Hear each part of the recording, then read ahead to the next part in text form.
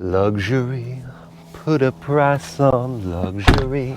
You join me inside the Aston Martin DBX. It is the British luxury brand's first ever SUV.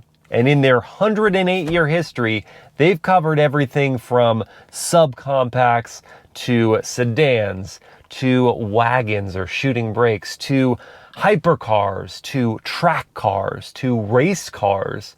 They seemingly have covered everything, but not an SUV. And now they're doing an SUV because the market effectively demands it. There's money to be made here, and so we've got a DBX. But that also means that the DBX has no shortage of competitors. So if we're going to look at the whole ultra luxury segment, including performance, including just the focus on luxury, we've got things like the Land Rover Range Rover SV Autobiography, the Porsche Cayenne Turbo, the Rolls-Royce Cullinan, the Lamborghini Urus, and the Bentley Bentayga Speed. Where does the DBX fit in? Which sort of formula does it apply here? Is it leaning more towards performance or style or premium details? That we're going to find out today on Miles Per Hour. And there it is, the Aston Martin DBX. And X, of course, stands for extremely important that they get this right. Terrible pun aside, the DBX competes in the hottest of the hot segments in the automotive industry, the midsize luxury SUV space. Aston Martin needed to be here. They were a little late, but they're here. And they need the DBX to sell really well. It's got to really buoy the whole rest of their lineup. Their cars are pretty, the cars are good, but they needed an SUV to really anchor and be the volume seller of their team, their Aston Martin team. And now we've got the DBX. And this one is painted in magnetic silver, which is really just a very sparkly gray. I like it quite a bit. Look at that metallic flake. Just sensational pops. Seriously, the person who spec'd this DBX would be very good friends with me. We would get along well. Their taste is exquisite. My taste is not that great, but they align in this particular circumstance. So magnetic silver, and we'll get to the interior because that's also spec'd well, and I love the name for the interior color. But let's start off with the exterior design of the DBX. We'll go to the interior, then we'll drive it, and we'll see what we think. Starting at the front of the DBX, instantly recognizable as an Aston Martin, and that is, I think, the single trait about the DBX I love the most. It is an Aston Martin that is scaled to SUV size. It's not forced into a box. They're not just sort of like taking an SUV and pressing that onto their sports car. They just graduated their sports car design to an SUV physique, and it just works. We've got the classic Aston Martin grille, the slats, elegant in this brushed silver finish. And then up here, of course, the Aston Martin wings. And fun fact for you, these are the largest wings on any Aston Martin vehicle. Aston Martin upsizes their wing dimensions based on the vehicle. So the Vantage being their smallest model right now, of course the Signet was their smallest model. What a mistake that was. We understand why they made it.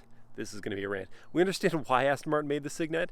It was to sort of level out on a lower level. Oh, that didn't make any sense. It was to lower their total model lineup fuel economy ratings. And the only Signet that was ever cool from Aston Martin was the one where they dropped, what was that, V12 or V8 in it. That one was cool, but they sort of had to do that to get some brand cred back. Anyway, so the Signet had the smallest Aston Martin wings. The Vantage current model has the smallest Aston Martin wings. But the DBX, being their largest vehicle, has the biggest Aston Martin wings, and they don't look oversized. The grille, large, but Aston Martin grilles have always been big. But the wings, they just kind of fit very, very well here. Looking over the headlight situation, we've got full LED headlights as standard.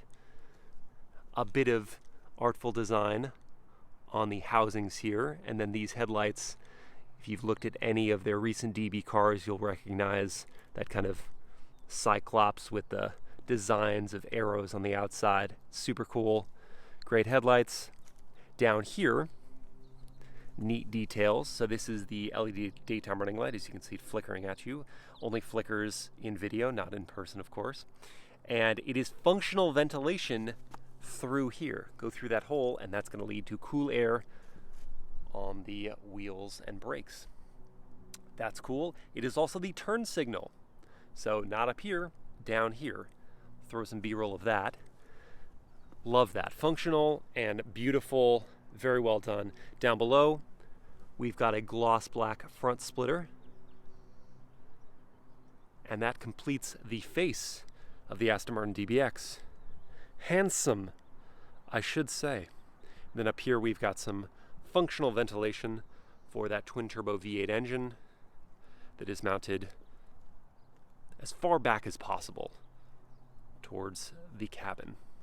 Looking at the front angle, just a beautiful, beautiful physique right here. You can follow that line from the hood that scoops around under the headlights, and then you can follow that character line that branches off of the headlight all the way back to the rear haunch. Gorgeous lines on this DBX. And then down at the wheel level, 22-inch wheels are going to be standard on every DBX. This one has slightly upgraded gloss black with a diamond cut finish for $2,300. And within those, we have red painted brake calipers. If you want your brake calipers painted red, that'll be $1,600 for all four of them. The wheels, if you want these specific wheels, which I love, they're $2,300. So that's a fun little combo for you to add some money.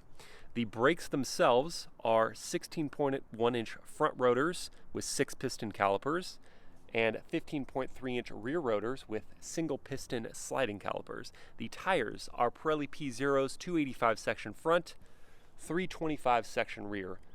A staggered stance, excellent grip from these Pirelli P0s. Phenomenal brakes, we'll get into that in the driving. And they just fill out the wheel housings really well.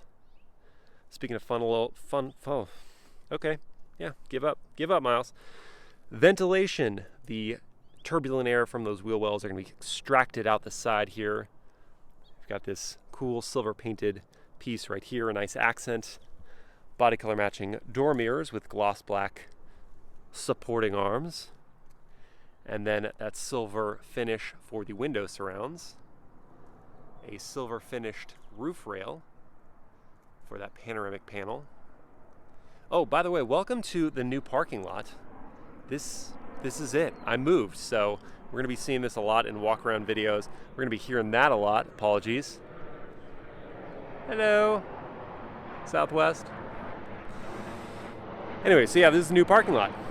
One cool thing about the DBX, there are many cool things, but one that just came to mind looking at the profile is typically vehicles have gloss black pieces to separate the B pillar and the C pillar, and Aston Martin just said, nah, we're going to go all the way. We're going glass for the whole section. So it just has this continuous glass look to it. And of course, when you open the doors, they are frameless. That's nothing new, but the all glass, that isn't something I've seen before, and it's very cool. Unnecessary, certainly, but very cool. The profile of the DBX, ooh, gorgeous. Really, a really nice silhouette on this vehicle. And the cut lines into the body are good. They're not overdone. Again, just following that character line it's just a really hard crease that I love. And finally, getting to the rear end, one big call out for the DBX is the Vantage-esque ducktail integrated spoiler. Cool, dramatic, I love it. And then we have a roof-mounted spoiler as well with a center marker.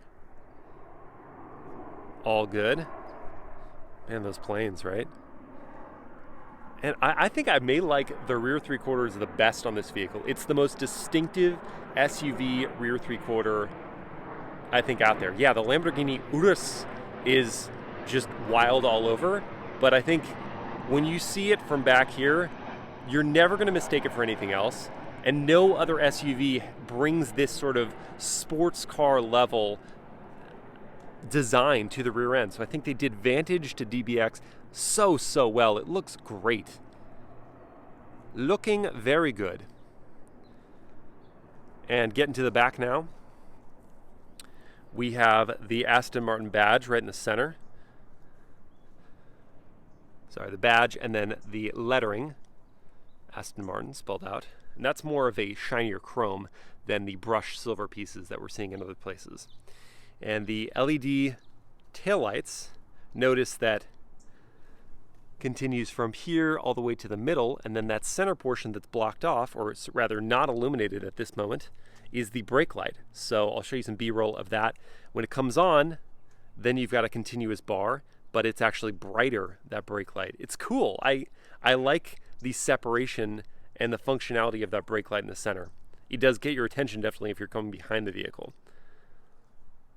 And then down low, and this is a lot of body here, I'll point this out, but with the subtle curves that they do just below the Aston Martin lettering and the transition from body color, what was the silver I said, magnetic silver, to gloss black down here for the whole diffuser portion is good, and it keeps you engaged in the rear end.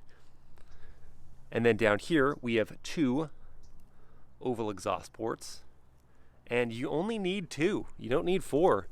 And I'll tell you, it's probably because they did these really cool, like, hole puncher ventilation pieces in the metal surrounding the exhaust, so they sort of stand out more than just 2 blank oval exhaust pieces in a bigger portion of body. This is an artful and functional design piece. And then down here, this is all gloss black.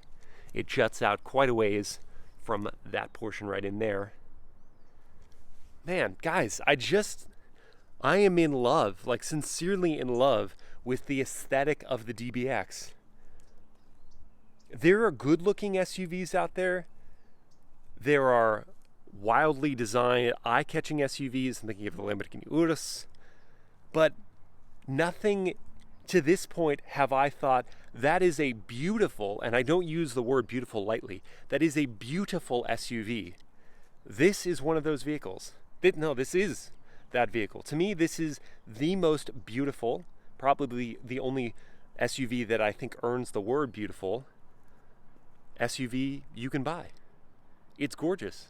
It transitions the Aston Martin styling perfectly. The stance is perfect. I'm using the word perfect too much, but it's just, I can't imagine an Aston Martin SUV better.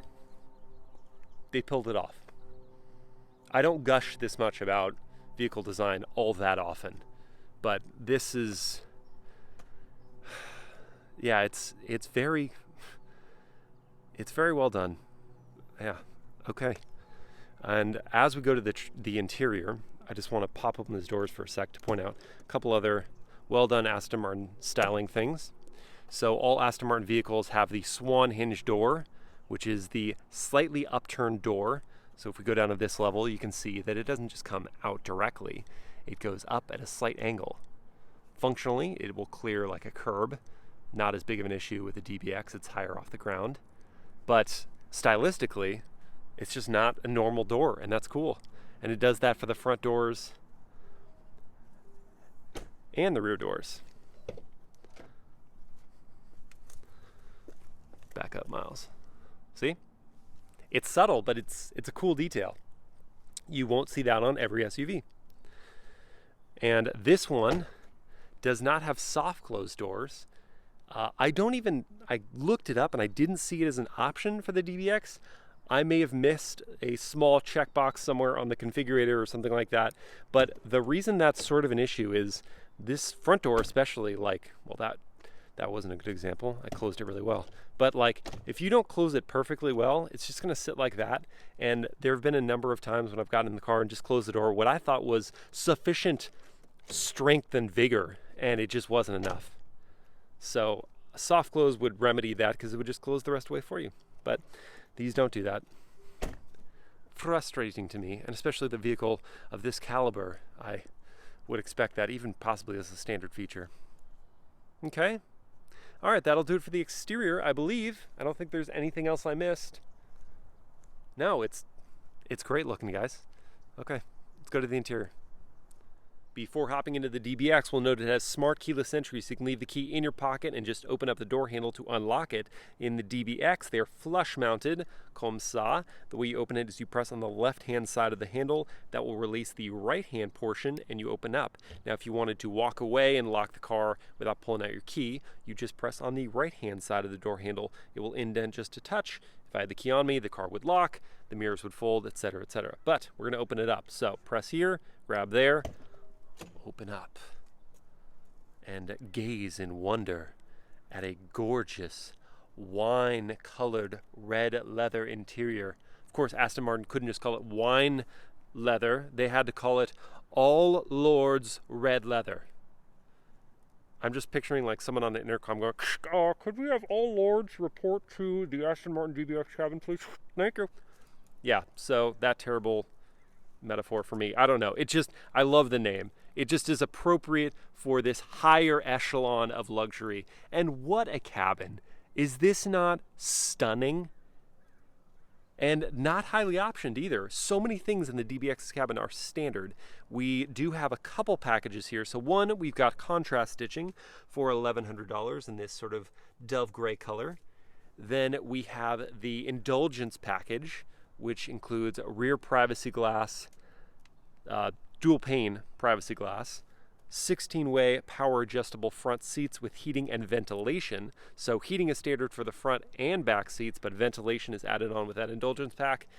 And I think that's it for the indulgence pack. The elegance pack adds on this intricate stitching pattern for the seats, which is just so worth it, so cool. The embroidered Aston Martin wings on 4 of the headrests, also exquisite. And then Brook detailing for the seats. So again, like this little hole puncher style accent on the seats, and a place that I don't think I've ever seen this level of detailing. Perhaps, I don't know, I think the Maybach GLS may have had, I mean, I know it had full leather. I don't know if it had anything like this, but look at this, the Rogue detailing on this piece here, which is typically just like plastic and an afterthought. Here, it's just, man, it's fantastic. I'm running out of words to describe the DBX's awesomeness in this cabin. And the seats also have memory function. No massaging. That was one thing this vehicle does not have. Not a standard feature. I think it should be standard. Doesn't have it. Seats are very comfortable as well. I will dive more into that for the driving portion. The perforations on the seats. The leather quality is phenomenal. Again, I'm going to have to come up with other words. I love that they put these aluminum pieces in the seats. You think, that could be uncomfortable. No, it's just a cool styling detail. Look at that. And no, you don't feel them at all when you're sitting in them. So that's the seat. This is the cabin. It's sensational. Leather all up on the door panels with that contrast stitching there. All in here. This is not contrast stitch, but rest assured it's stitched. And just like all other Aston Martin vehicles, we have this unique shape for the door handles. This is all aluminum, this piece, and feels so good in the hand. To actuate this is just, it's a joy, guys. It's so much fun. The window switches, these are plastic and a bit cheaper. All 4 windows are going to be one touch down and up. But then we've got aluminum trim on the outside. And for your mirror adjustments, you click over to the left or right hand side. The car is not on, or even in accessory mode. So let's put it in accessory mode so that we can get it to do some of the other things. Hello, gauge cluster. Welcome. Welcome to life. So you can click this over to the right, and that will illuminate, and now you're adjusting the right-hand mirror, and then you adjust that with these pieces here. We saw that they folded in. I don't know if I actually showed that. They fold in when you lock the vehicle. Aluminum piece here. All leather, all leather, all leather, all leather. Contrast stitching and all leather. And even, this is a fun detail, even the speaker covers, which, you know, some automakers are like, oh, we're going to be fancy, we'll make those in metal. Aston Martin's like, nah, let's just cover it in leather. So perforations on actual leather for this. Tactile people will find joys abounding in the DBX's cabin because the touch points are so, so good. Looking at this, I mean, this is all leather in here. This could easily just be plastic. They're like, no, that's going to be leather. Aluminum tread plate with another Aston Martin plaque. I'm saying another. I'm thinking about the one that's in the engine bay. So this is another one that says Aston Martin DBX, hand built in Wales at Aston Martin's new facility. Looking down here, just a bit of aluminum outlining for the pedals. Carpet is not that thick there, but the outer portions are thicker. That's nice. So the place you're putting your feet, not too thick. Then we have this nice knurled finish for the air vent covers, and there are these long, elegant pieces here, cocooned in leather, contrast stitch, and down here you'll recognize a few pieces in this cabin as being from Mercedes-Benz vehicles. Aston Martin is partially owned by Mercedes-Benz. They've partnered with them on a number of things, so we'll see some Mercedes-Benz pieces. So this knurled piece here, straight out of a Mercedes-Benz vehicle, the e-brake, all this whole panel is all out of a Mercedes-Benz vehicle, as is the turnstock. This is plasticky from Mercedes-Benz, but it looks pretty good, not too shabby. Another option this vehicle has that I forgot to mention is a heated steering wheel. So heated steering wheel, not standard, with this flat bottom design. Very nice. And I showed you briefly, but the dual pane glass. So that's for the front windows and for the back ones. So let's hop inside. Look at that pano sunroof. I'll look at it more when we're in the back seats. Let's hop in. Okay, and close the door. This is where I hope I close it solid enough this time. And since we're in the hot seat, might as well start it up. So when you put your foot on the brake, the glass engine start stop button will illuminate in red. Take it away, bring it back, press and hold for a sec to bring the twin turbo V8 to life. And all of our drive select buttons are found up here on the dashboard, just like every other Aston Martin vehicle. They're not down here, they're up here. Park, reverse, neutral, drive.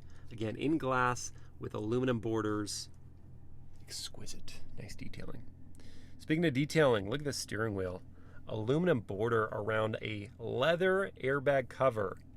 So many luxury vehicles just forego the leather and just have like injection molded or something. But no, Aston Martin's like, we're going full leather with the Aston Martin wings right there. Very nice. We've got some steering wheel controls on the right and left hand side. These are in piano black. They do have a bit of play to them, and I wonder how the piano black is going to age. For now, looks good. We've only got, what, 3,000 miles on the car? Yeah, so they look fine right now. Knurled finish for this controller here, and I'll go just for a sec. I'll go in depth relatively for the infotainment and instrument cluster, but if you want more details for those and other things on the interior, definitely watch my walk around video, which I know JD will plug like now.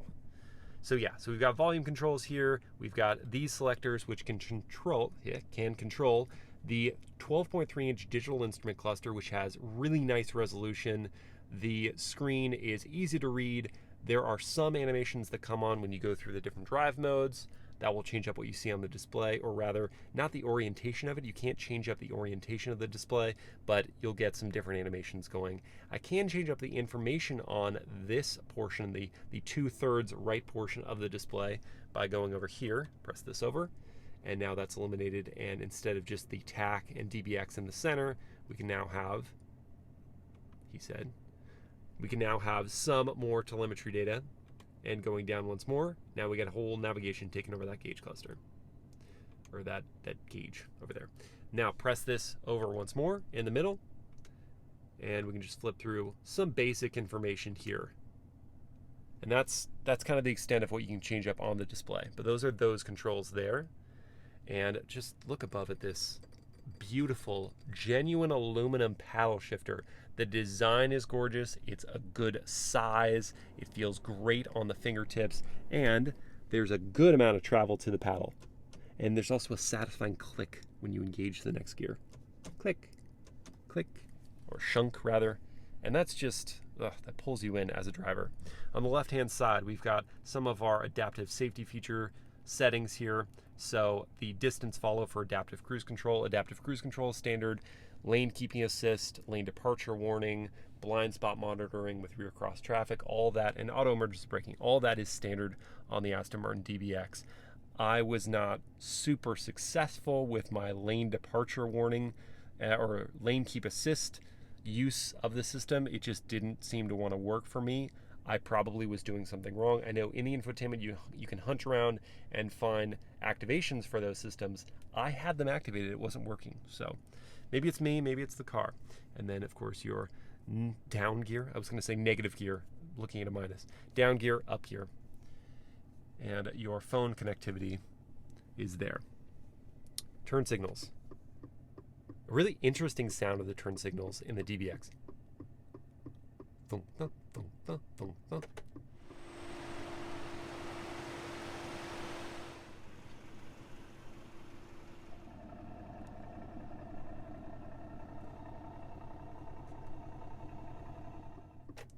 And then, of course, a single touch for 3 indications, and you're moving. It is a power operated adjustment for the steering wheel. So this is as high as it goes. Make it drop down real low, come out real far, and that's that on the steering wheel end of things. The housing for the gauge cluster is beautiful. Look at this layering of leather here, the dimensionality, the depth, the quality, all so good. No head-up display as standard on the DBX though, and as this one was optioned, it was not optioned on. I'm pretty sure you can get a head-up display. Maybe you cannot, and that's just a decision they made. You also don't have a digital instrument cluster. Digital rearview mirror. You just have this frameless mirror, which is pretty, but I don't know. Digital mirrors are becoming more and more common. I think that would be a nice thing to add. You do have a 10-inch infotainment, non-touch screen. So the tech we're using in here is last generation Mercedes-Benz. So their command center infotainment thing. So that's why we have this, again, from Mercedes-Benz, this knurled finish, that's very nice, dial here. It is not a touch-sensitive response infotainment. You have to control everything through this. And the user-friendliness of the screen is somewhat lacking. Command wasn't the best. MBUX from Mercedes-Benz is fantastic. Love the system. Command wasn't great. There were some confusing elements to it. It's not that bad. You can get used to it pretty quickly. So you press the home button and you enter this screen and you can look at your navigation. Yes, navigation is standard, of course. And the resolution is pretty good and it's fairly responsive as you go through this. It's not touch, so I wouldn't know how responsive it would be to that. Radio, media, Sirius XM, of course, and HD radio. Apple CarPlay is going to be standard on the DBX. This one was so early, it actually doesn't have Apple CarPlay. So I was hunting around, killing myself trying to find it. I asked Aston Martin, they're like, oh yeah, we haven't added that to this vehicle yet. But all DBXs will have Apple CarPlay. It won't be wireless though. And then vehicle, look at this. We've got an image of a DB5. Is that not cool? It's not just vehicle in some generic form or even the DBX, they put the DB5. That's rad. So go into vehicle, you can adjust the climate control, drive modes. You have a number of drive modes, including an individual mode. You can configure the individual here. You can adjust the suspension, the air suspension, steering, drivetrain, exhaust system. And you're gonna want it on the sportiest exhaust sound, which is what I did. Sport Plus, exhaust please. Then click over, you go into system, and this is when you can change up a little bit of information on the display, but nothing too drastic. So really what you're changing is like on this screen you can have a split portion and it can show the navigation or some other dynamic information. So that's what we can change there. The rest is kind of boring. Click down on the gear selector, on the infotainment selector, and you can get to some favorites, including ambient lighting. So this vehicle has standard ambient lighting. I'll show some B-roll of that. It will show up like there and a few other places in the cabin, and a number of different color options. So click into that, and how many does it give us? Let's see. So I'm gonna click over, and well, okay, that's counting backwards, but look at the variation here. You can go all the way to, how many colors? 64 colors. Well, that sounds like it's from Mercedes-Benz. Mercedes-Benz also has 64 different colors. Well, no coincidence there, but it is cool. You can pick the exact color you absolutely love. So that's the ambient lighting. And those are the favorites. And you can add or remove certain favorites. That is the infotainment for the Aston Martin DBX. Passable, usable, the resolution is good. You can get used to the orientation of the screen. It is not the latest cutting edge stuff here. And the other thing, this is almost kind of too faint. So in certain sunlight, when you get a touch of glare on the system, it's hard to see because they're like a bronzish color. So that is only one thing I would say needs to be improved about that. So knurled finishes for the air vents here. And you can click them on and click them off. I don't know why I just like this sounds. They're just a really nice sound. Piano black for this surface here, and piano black for the borders here. Mistakes, guys, mistakes. Aston Martin, why did you do this? Like a matte wood would have been so much better. I don't know what color matte wood, maybe like an anthracite with this red would look better, but this, what is 3,000 miles on it? I should find out what that, something like that. Yeah, 3,090 miles on it. It's already scratched up and already smudged. Well, I mean, smudged, whatever, but it's already got scratches on it. I don't know how many journalists have gone through this vehicle. Not that many, but that's what happened with piano black in places that would be in contact with metal or other surfaces quite often. This is all nice. The aluminum trim in here, the leather rest for your hand to control that. We have your climate control, tri-zone climate control, so 2 up here, 1 back there, and heated and ventilated seats as part of that indulgence package. So you just have to press, and you hear the engagement. 3 levels for both driver, passenger, for heating and ventilation. If you want to go into the in-depth climate map, you saw for a second how to do that, and you can watch the walk around to see more. So your drive modes, your hazards, the air suspension settings, which I do want to show it all the way slammed and all the way raised up, is there, and your hill descent control is there. So this is an SUV. It's got to have off-road technology. If you want to turn off the screen completely, you press that button there, and it will just give you an analog clock, or the digital projection of an analog clock. Turn it back on.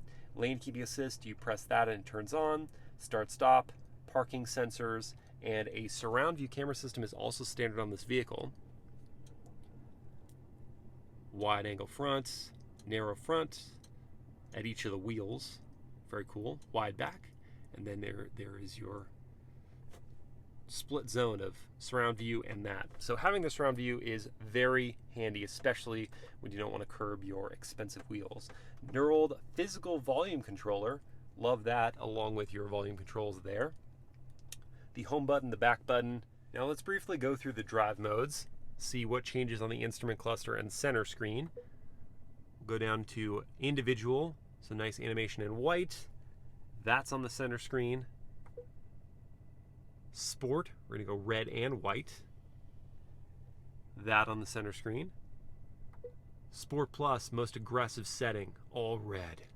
You're gonna hear that exhaust change to the Sport Plus setting. Same thing was shown up on the center screen there. And while we're in Sport Plus, let's lower the air suspension. Press this button here to the absolutely slammed height.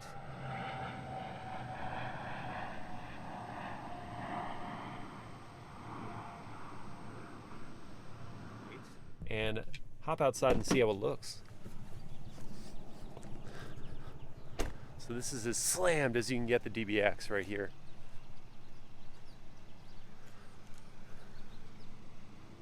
You know, not exactly going to scrape any panels, but it's low. It's a lot lower than what I'm going to show you from the terrain drive modes, the off-road drive modes. So press that button. It'll step back up. And then let's go up with the drive modes. So here's GT, kind of your everyday drive mode, most comfortable, quietest. Terrain, starting to get into some off-road stuff. The vehicle will raise up to the +1 setting. Vehicle rising, please wait. I forgot to show what was on that. +1 more to Terrain Plus.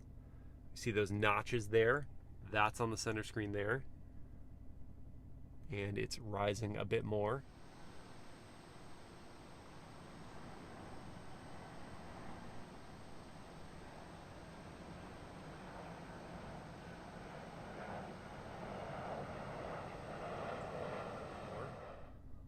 When it finishes, we'll hop outside and see just how tall this SUV has become. Are we done? We good? I'm gonna say we're good. Oh yeah, considering it was a steeper step out of the DB. Look at that. There's some real travel there.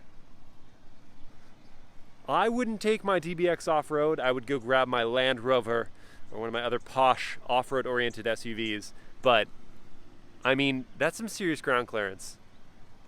You'd probably get through a bunch of stuff and hopefully not mess up your wheels. So that's the variation to the step up in. Is pretty funny for the class of vehicle that we're talking about here. Go back to GT and look at the rest of this cabin. So we've got a couple cup holders here, and these portions can slide forward independently to give you a better armrest and to cover those up, I suppose. You can lift them up, and now you've got a reasonable size center console area here. 2 USB ports, one, you can see the indicator there, presumably is for the Apple CarPlay system, and an SD card slot and a DC socket there. Close that up. We've got this large cubby area here where you can stash your smartphone. Not wireless smartphone charging, despite the phone cutout and the suggestion that there's wireless smartphone charging. Probably coming to this vehicle, but they don't have it at this point. There's your trunk release as well. If I can, camera's in an awkward position. So you can press that the other direction, Miles.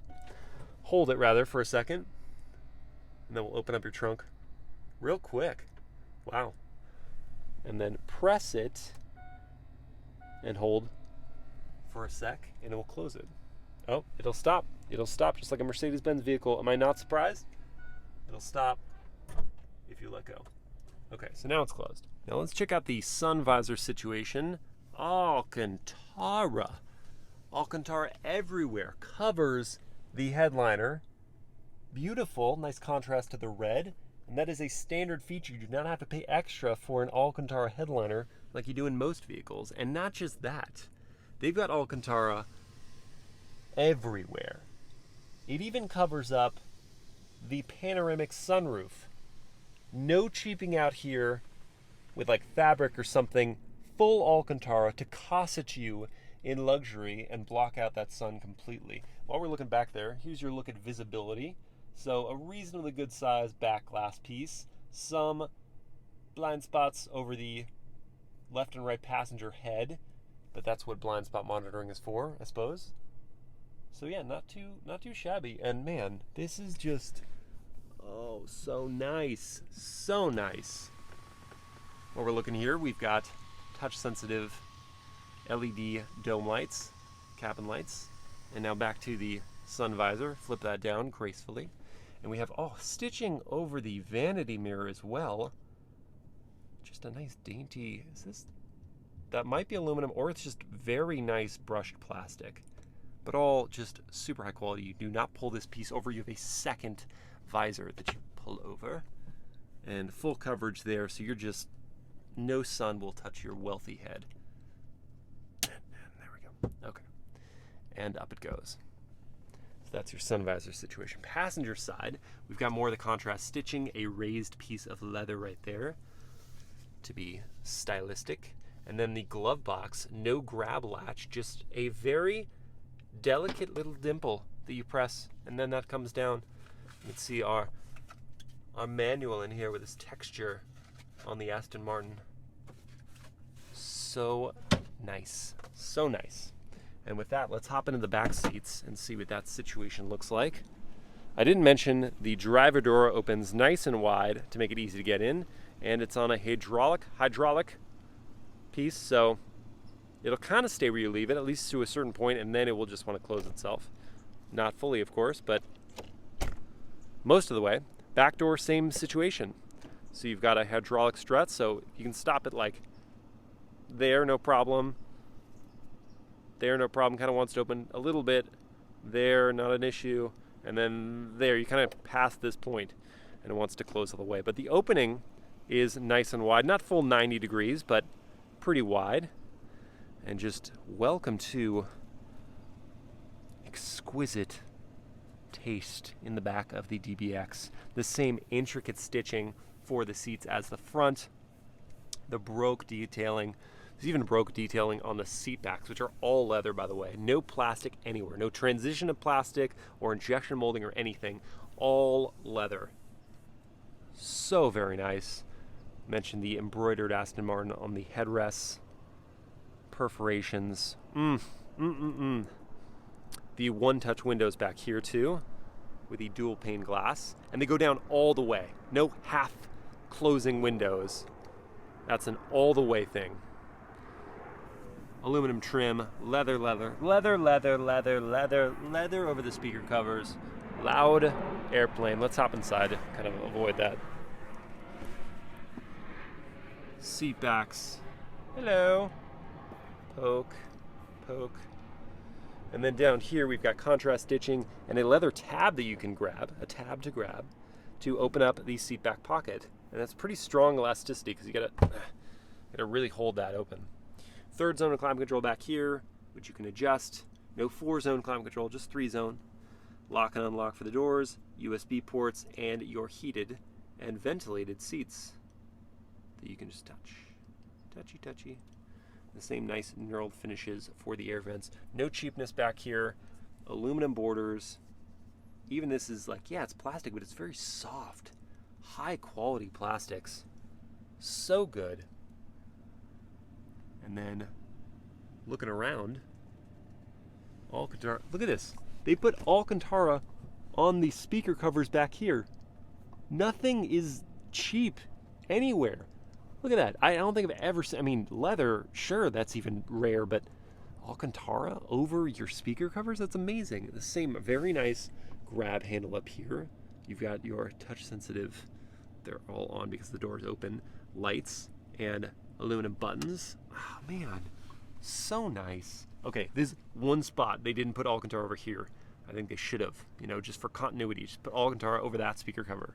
But only because you set the bar, Aston Martin, it's not me. You set the bar. Look at this space. So that's my driving position at 6 feet tall.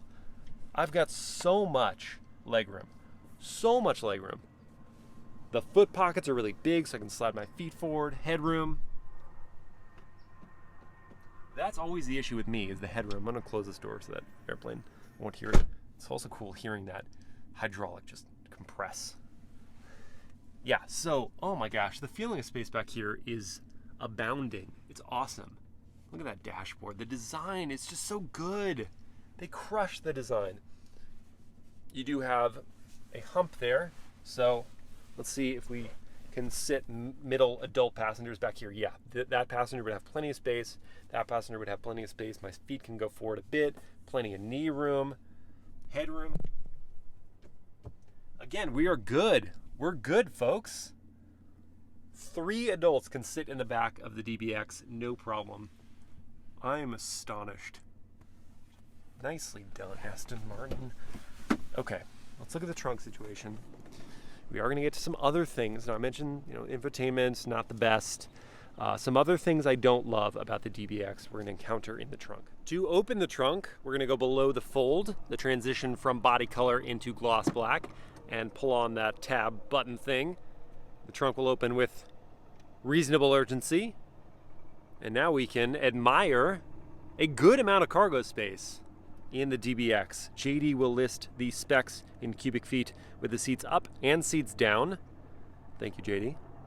And the one thing that makes it look like there's not that much space is this full leather cargo cover.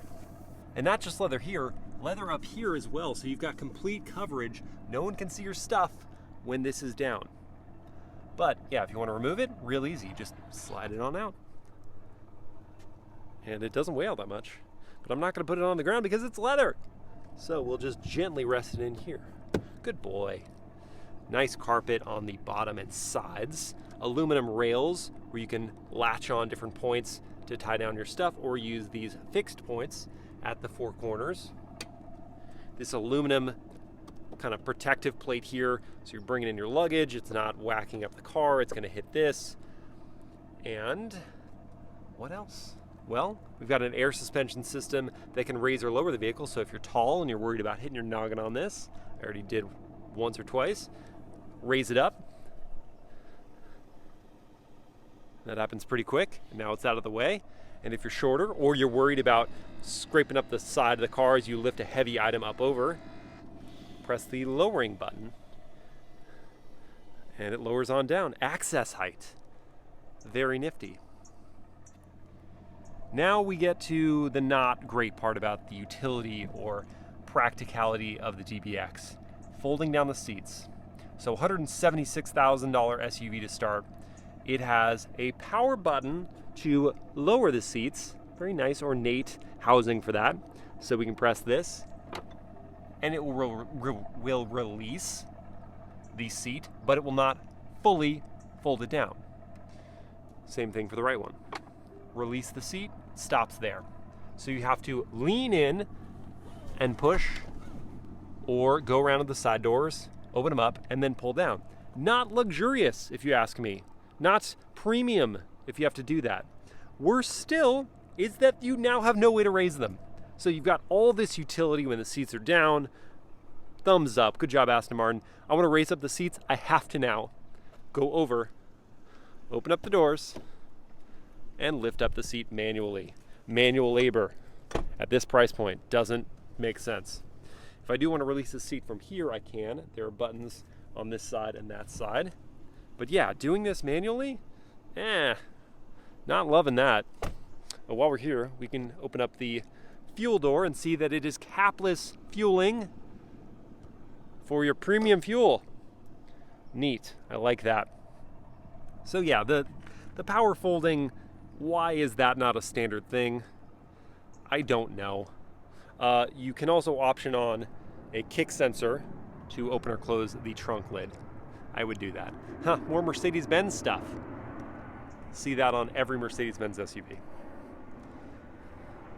Gonna have a plane fly right overhead again. Raise up these seats. Click them into place. Oh, I didn't show the center console. You can come down. And this, look at this. Look at that leather. Look at that thickness. So much padding. So luxurious with your cup holders. So that's that center armrest. And now, with all that done, we know what's left over. Right? We know, right? It's the big bottle test. So let's do that. Let's get this Wincy bottle out of here. We don't need you. We've got our big bottle. So let's see if it fits in the DBX. We'll try the cup holders first. No. Wincy bottle fit. Big bottle, no fit. Center console, open that up. It looked big, but I don't think it's big enough. No. However, we have this area under here, which I imagine will be, oh yeah, it's large enough and deep enough. My goodness. You could probably fit 2 of these big bottles in there. So that's a pass for that part. Door pocket? Let's see. What do you got? Oh, so close. So close, but no, that's not going to work. That will not stay. So we've got one spot for a big bottle in the DBX, and so it is a pass. That is important. And now, only thing left is to rev it up. Oh, soft limiter, womp womp, and take it for a drive. But one sec, before we get into the drive, I just want to show you the engine bay for the DBX. I don't typically do this, but it's fairly unique, so I want to show you. First of all, the hood latch is on the passenger side, clearly intended for the right-hand drive UK market, and they didn't bother to change it. No need. And open up this hood, and we'll notice things are a little different than the average SUV's hood opening, because look at all of what's exposed. From the headlight back to the A-pillar is exposed on the DBX, falling in line with the other Aston Martin vehicles, some of which have reverse clamshells, not like this, but they still open up to here. It's just cool. The symmetry is cool. And then we can look at the 4-liter twin-turbo V8. Mercedes-AMG would say bi-turbo, because it is their engine that's been tweaked and tuned by Aston Martin to now, in this application, make 542 horsepower, 516 pound-feet of torque. And we'll get into more of the specs in the drive. The vehicle, the Aston Martin DBX vehicle, was hand-built in Wales. Final inspection was done by Ian Tapper, including on the engine. And look at all this bracing over the engine, behind it. It's going to lead to some pretty good handling, I think. Now real quick, before the drive, if you've been following along with this video, I would really appreciate if you subscribe and tap the bell to get notified so you don't miss out on any of the POV drives, the walkarounds, or the reviews that I do on this channel. That'd really help me out. Thanks so much. All right, let's go to the drive.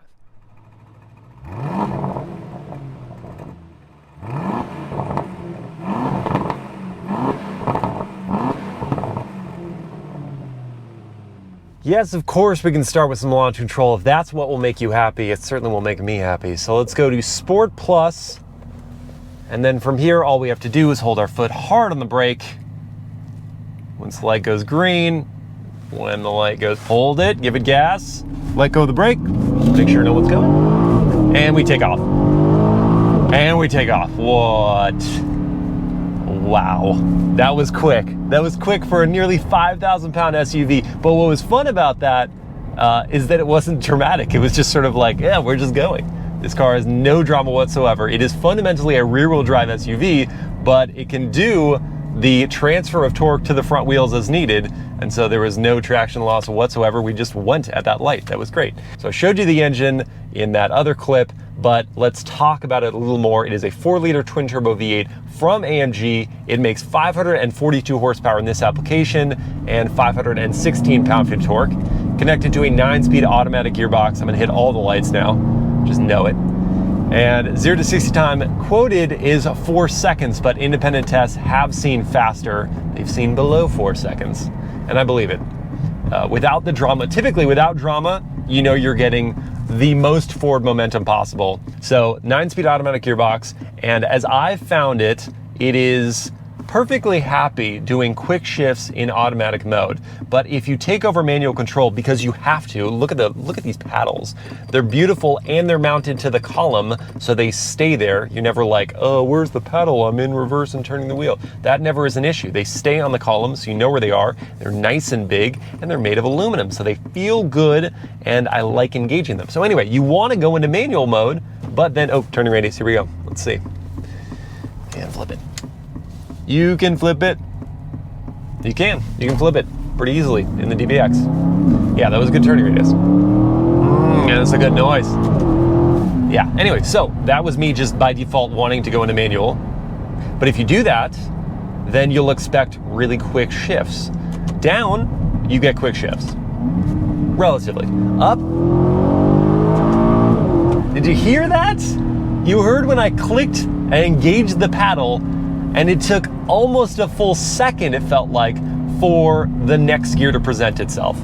So that is somewhat of a disappointment. I want quicker shifts when I'm in manual mode in my performance luxury SUV, and I feel like I don't necessarily get it. Great paddles, good position on the column. The transmission needs to be hastier in manual mode.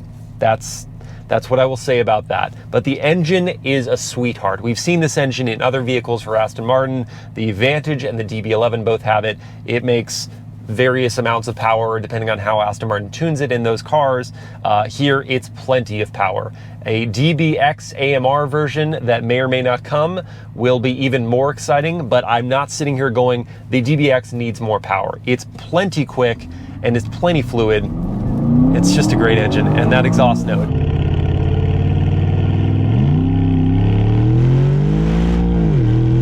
Is also good. You heard it, I shifted. You have to shift so much earlier. Your brain can calibrate, but I don't want it to have to calibrate. I just want the shifts when they're there. But let's go back to auto mode, and I promise I'm not gonna touch, I can't promise, I'm gonna try not to touch the paddles.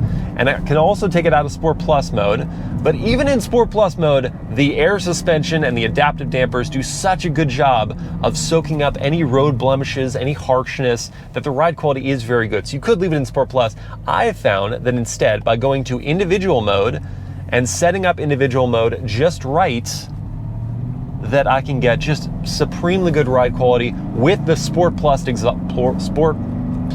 exhaust note. That's been the right setup for me. I don't always use individuals with cars, but I want the raucous exhaust. I can't speak today. And I want the great ride quality. And the DBX delivers. It has superbly nice ride quality. The only complaint I have from a luxury driving experience is not the seats. These seats are very good. So comfortable. You can find a great driving position for yourself. The electric adjusting rack, you can bring the steering wheel out as far or high or low as you need to for your body type. The driving position is good and the ride quality is great. What I don't like is that there is just a touch of wind noise that I don't think should be in this cabin. Not a nearly $200,000 SUV as tested. I don't think there should be wind noise. Road noise, very minimal. You can hear some bumps, some bumps, some really harsh bumps you can hear in this cabin, but general road noise, you do not hear other cars, you don't hear other stuff going on, but you get just the faintest bit of wind noise from through that windshield, and I don't think that should be here. Little things, little things. But yeah, I mean, as a luxury experience, this is it, man. The visibility is really very good. That bit of blind spot on the C-pillar set up or fixed by the blind spot monitoring system. The active driver assistance features need some bit of work there. The adaptive cruise control is perfect, but the lane keeping assist system, first of all, the lane departure warning system only seemed to work half the time. I was doing a night drive and it was just like letting me, I'm just testing it, it's just letting me leave the lane without any repercussion. No, like when it slows down, it's like, hey, you left the lane. That's the warning system on this vehicle. It wasn't warning me. And the lane keep assist system just wasn't working at all. And I went through all the settings, I made sure everything was locked in, it just wasn't working. So we should fine tune something there. That may be, you know, again, early, you know, probably pre-production. I don't know if this vehicle is pre-production, but I would not be surprised. Things that need to be added, like the Apple CarPlay, that may just need to be updated. So I won't dwell too harshly on that. I'm sure the production DBX models won't have issues in that regard, but it does have the rest of the active safety features going for you, the automatic emergency braking, and the blind spot monitoring and the rear cross traffic alerts. That all works just fine, and the adaptive cruise control is great. No head-up display. I don't know if it's an option, but it's definitely not equipped on this vehicle. That'd be a nice thing to see. And I'm going to go through this corner, go back to Sport Plus, and I'm going to go through this corner post-haste and see how it feels, how that limited slip rear differential helps put the power down. Hard on the brakes, those do a good job. The initial bite isn't perfect, and then I was powering out early just to see how it did. Great. Really very stable through those corners. Puts the power down effortlessly, and just, this is fun. And the steering feel was really very good through this electronic rack. I was getting great communication from the tires. I knew what was going on. That is what you like to see in a performance luxury SUV. They nailed it, man. They really did. From a performance standpoint, they super nailed it, while it not being, I don't know, too strung out like the Lamborghini Urus as an example. So they don't go too aggressive there. It's just the right mix. Yeah, made that U-turn. I wasn't expecting that. So yeah, the turning radius is good. Oh man, and I love the sound of that exhaust. It's so sweet to the ears. All right, let's go back to my favorite mode, individual. There's also GT if you want just, you know, super mellow. Grand Touring mode is like the comfort mode of the DBX. And we heard the start-stop system engaged there, so now the engine is off. Yeah, the driving experience in the DBX is what you would expect at this price point, and then exceeds expectations. I honestly expected, I don't know why, just a little less polish. I've driven Aston Martins, I know they're very, very good, but I thought first attempt at an SUV, there's gonna be something wrong. And I guess the only thing wrong is in manual mode, not having the shifts be quite as quick. That's the only thing from a driving standpoint that I don't think the DBX does perfectly well. It strikes the balance just right between performance and luxury. They don't lean too heavily towards luxury like the Rolls-Royce Cullinan, for example, where it's just a bank vault. And they don't lean too heavily towards performance like the Lamborghini Urus, where it's just like this all the time. You know, I don't think that's the DBX. They split that balance just perfectly. And since we're talking about the competitors, let's just go right into it. I mentioned one, the Lamborghini Urus. That is $221,000 to start for the 21 model year. It makes an extra 100 horsepower more than the DBX, so 641 horsepower. The 0 to 60 time is quicker by almost a full second, 3.2 seconds to 60, and the top speed is a bit higher at 190 miles an hour. Then we have fuel economy 14 combined, so worse than the DBX, which is 15 city, 19 highway, and 16 combined. I forgot to mention that, sorry. But which is actually not all that awful when you consider almost 5,000 pounds and twin turbo V8. Not that bad. Does better than the Urus with its twin turbo V8. Then we have the Rolls-Royce Cullinan. I mentioned that one as well. If we're talking really, really posh over there, that's $326,000 to start. And 500 and I didn't prep mentally to talk about the Cullinan all that much. So let's talk about the Bentley Bentayga Speed instead. That's $245,000 to start. It makes 626 horsepower. So more power, certainly higher price by a good margin. Did I mention the DBX's starting figure? I'm so sorry, I'm bouncing around. The DBX's starting figure is $14 less than $180,000. So it's $179,986 to start. I misspoke in the interior walk around. I said it was $176 to start. It's not. This one, as tested, is $195,500, and that's pretty light on options. And I love how this vehicle is spec'd. So I think that price point is very, very solid, especially as we go through these competitors. So Bentley Bentayga Speed, sorry to jump back, 245,626 horsepower, 0 to 60 is quicker by 1/10 of a second, 3.9 seconds. Fuel economy is worse at 14 combined mpg.